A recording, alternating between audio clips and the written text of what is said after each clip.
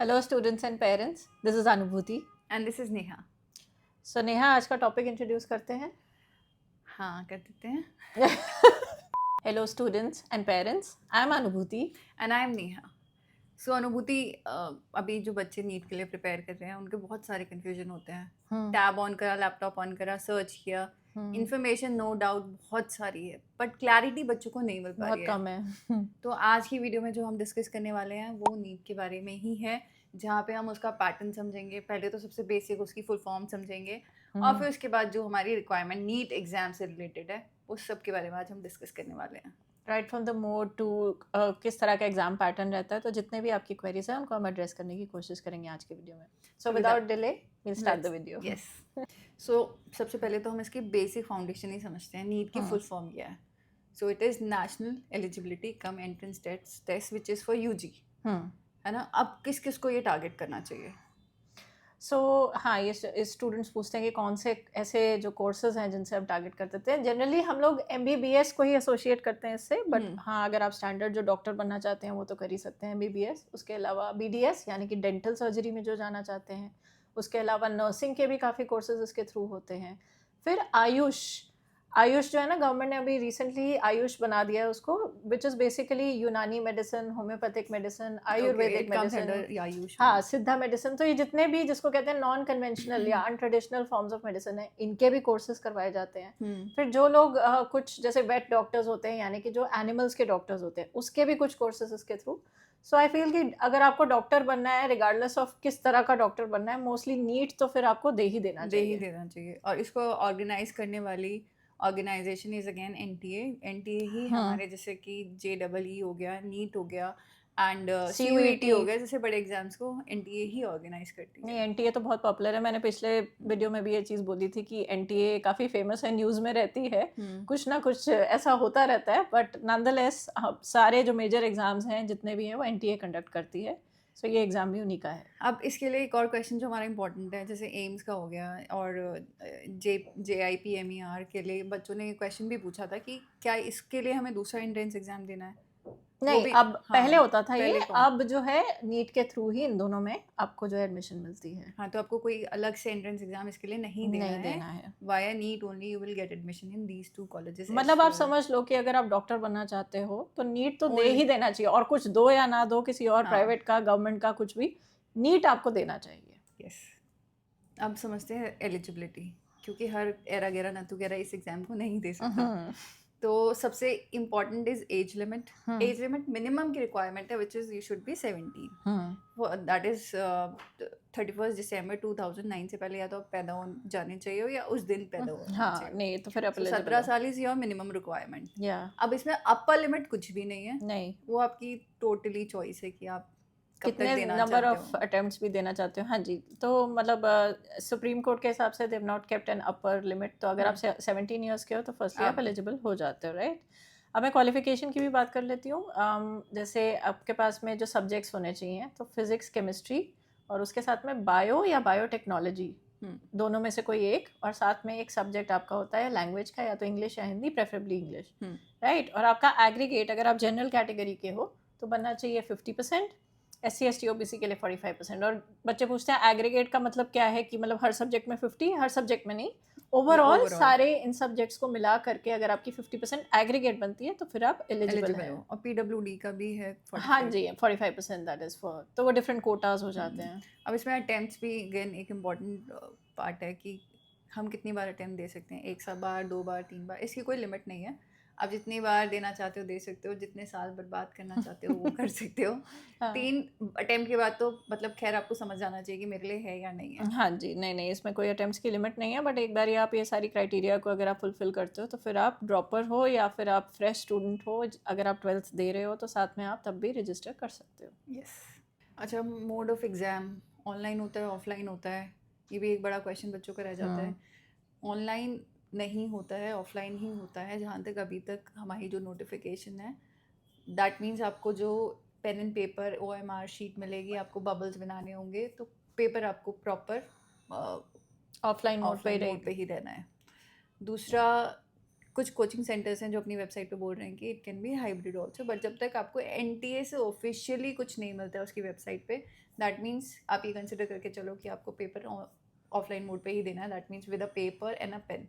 Standard format यही रहा है, तो यही एक्सपेक्ट करते हैं। हाँ अगर कुछ नोटिफिकेशन आती है तो फिर वो उसी के बाद में ही कुछ कंक्लूसिवली कह सकते हैं। राइट। उसमें लैंग्वेजेस भी इंपॉर्टेंट रोल प्ले करती हैं, कई बच्चों की रीजनल लैंग्वेज डिफरेंट होती है, अगर इंग्लिश में थोड़ा बहुत उनको डाउट रहता है तो। हाँ नहीं, ये क्वेश्चन आता है कि जैसे 13 लैंग्वेजेस में कंडक्ट किया जाता है, राइट, जो दे रहे हैं उनको पता ही होगा।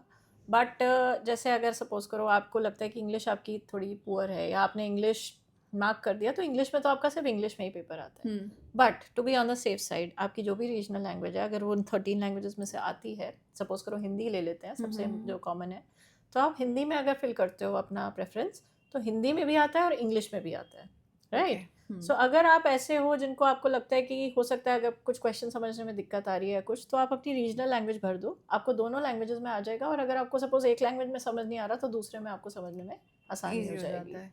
फिर तीसरा इंपॉर्टेंट पॉइंट इज सेंटर, कि हमें हमारी सिटी में मिलेगा कि हमें कहीं और मिलेगा, तो उसमें आपके पास चॉइसेस आती हैं। वैसे तो 3 ही आपको चूज़ करने होते हैं सेंटर्स, उसी के बेसिस पे फिर आपको अलॉटमेंट होती है आपके सेंटर के लिए। बाकी लेट्स सी अभी इस साल का क्या होता है। हाँ, बट जनरली 500 प्लस के करीब हमारे सेंटर्स होते हैं जहाँ आप ऑनलाइन मतलब सॉरी ऑन साइट जा करके वहाँ पर आप देते हो अपने जो पेपर है। सो उन्हीं में से फिर आप प्रेफरेंसेस फिल करते हो और आप उसमें कुछ चेंजेस करना चाहते हो, उसका भी प्रोसेस रहता है। बट 3 प्रेफरेंसेस आप देते हो और उनमें से कोई एक फिर आपको अलॉट प्रेफरेंस होता आपको है। अपनी सिटी का ही देना है, कोशिश यही करना है अपनी सिटी और आसपास की सिटीज़, कहीं और बिल्कुल घूमने नहीं जाना है। हाँ, कहीं और घूमने नहीं जाना है, अपनी जहाँ कन्वीनियंट सबसे ज़्यादा। तो आप जब फॉर्म फिलिंग वगैरह भी करते हैं तो सारी डिटेल्स आपके पिन कोड विन कोड सब ठीक रखना, आप यहाँ पर प्रॉब्लम नहीं आनी चाहिए। अभी हम समझते हैं पेपर पैटर्न और मार्किंग स्कीम कैसी रहती है। So according to NTA, so total exam it will be for like total questions will be 180 compulsory MCQs है, मतलब Yes. आपको छोड़ने नहीं है वो। टोटल मार्क्स जो होते हैं वो 720 के हैं और ड्यूरेशन आपका again 3 hours and mode will be offline mode, pen and paper. Pen and paper, correct. अभी अगर मार्क्स डिस्ट्रीब्यूशन की मैं बोलूँ तो फिजिक्स, केमिस्ट्री और बायोलॉजी 3 सब्जेक्ट्स आपके पास रहते हैं। फिजिक्स जो है उसमें आते हैं 45 क्वेश्चंस और 4 मार्क्स ईच, यानी कि 180 मार्क्स हो गया। केमिस्ट्री का भी 45 क्वेश्चंस, 4 मार्क्स ईच, तो 180 हो गया। अब बायोलॉजी में डिफरेंट हो जाता है, यहाँ 2 सेक्शंस बन जाते हैं, बॉटनी और जूलॉजी। ठीक है, अब दोनों में 45 मार्क्स आ रहे हैं, मतलब 45 क्वेश्चंस आ रहे हैं, 4-4 मार्क्स ईच, तो वहाँ पर आपके 180 प्लस 180 360 हो गया। 360 मार्क्स हो गया। सो यहाँ पर आपको ध्यान रख के चलना है कि बायोलॉजी आपके लिए बहुत स्कोरिंग सेक्शन हो जाता है। अकेला बायोलॉजी 360 मार्क्स का, फिजिक्स और केमिस्ट्री मिला करके 360 मार्क्स के हैं, राइट। अच्छा, नेगेटिव मार्किंग भी है।